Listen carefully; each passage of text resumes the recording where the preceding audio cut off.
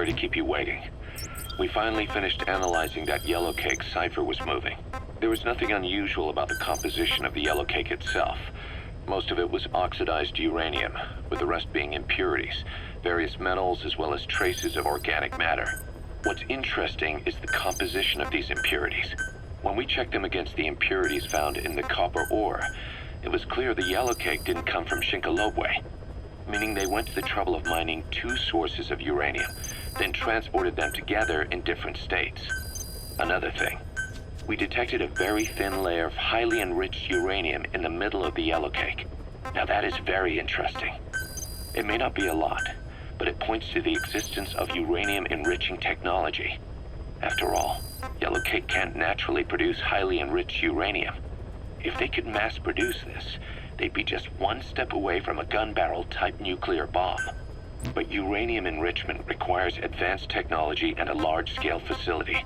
If that kind of place existed in Zaire, the Soviet Union wouldn't sit idly by. And there's another question. Where were they transporting the yellow cake and malachite uranium? The first place that comes to mind is South Africa. The government was supposed to have abandoned nuclear weapons development after caving to international pressure. But rumors persist that it's continued in secret. Plus, CRS were escorting the truck, and they're based out of South Africa. And then South Africa does have an abandoned test site. If Cypher's involved with nuclear development in South Africa. But how would that fit with their weapon to surpass Metal Gear? We need more information. Shinkolobwe. There's a name I haven't heard in a while. The U.S. bought a lot of uranium from Shinkolobwe mine during World War II for the Manhattan Project. They even sent a squad from the Army Corps of Engineers to reopen the mine after it was flooded. That's how good its uranium must have been. With that, the world's first nuclear test was a success. Shinkolobwe uranium might have been used in the Hiroshima and Nagasaki bombs too. Just hearing its name is like seeing all the phantoms of the war rise up to haunt us. But all the uranium's dried up, and the mine's been closed for years. So someone reopened it. Right. Zero-risk security seized control of the area and were forcing locals to work in it. And the Zairean government was getting a slice of what they took in exchange for looking the other way. Mobutu has to finance his tastes somehow. He'll gladly sell the rights to some old mine. The question is, why would zero-risk security do this kind of thing? Or rather, why were their employers, Cypher, interested in an abandoned mine? They'd be getting trace amounts of uranium, and to the naked eye it appears to be ordinary malachite, meaning security would be lax. Not a very efficient way of obtaining it, but easier to move. But how would they enrich it at its destination? Did the yellow cake really have a layer of highly enriched uranium in it? Having trouble believing it? No.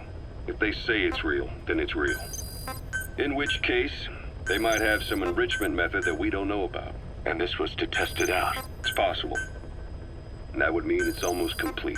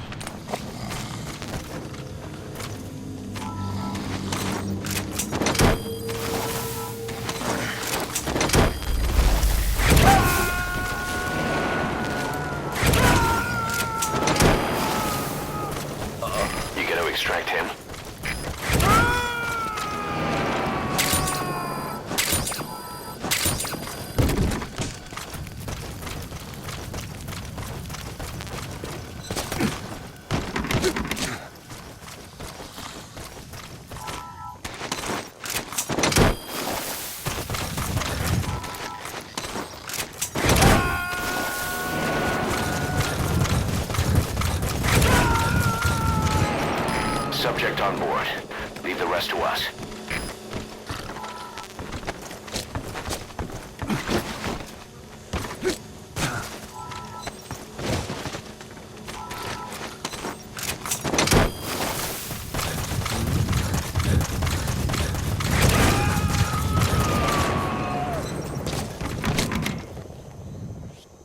You gotta extract him.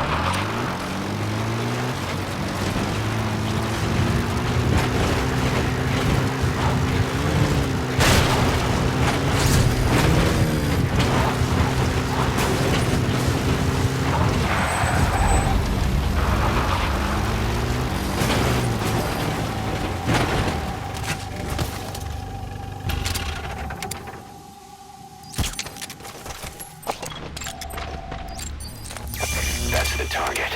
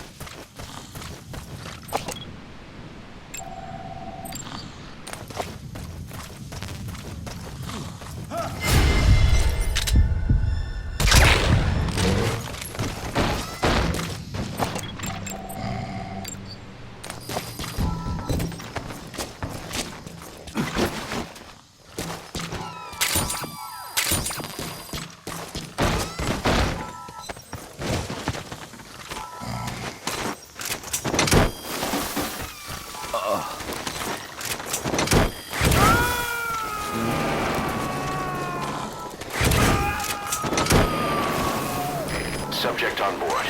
Leave the rest of us.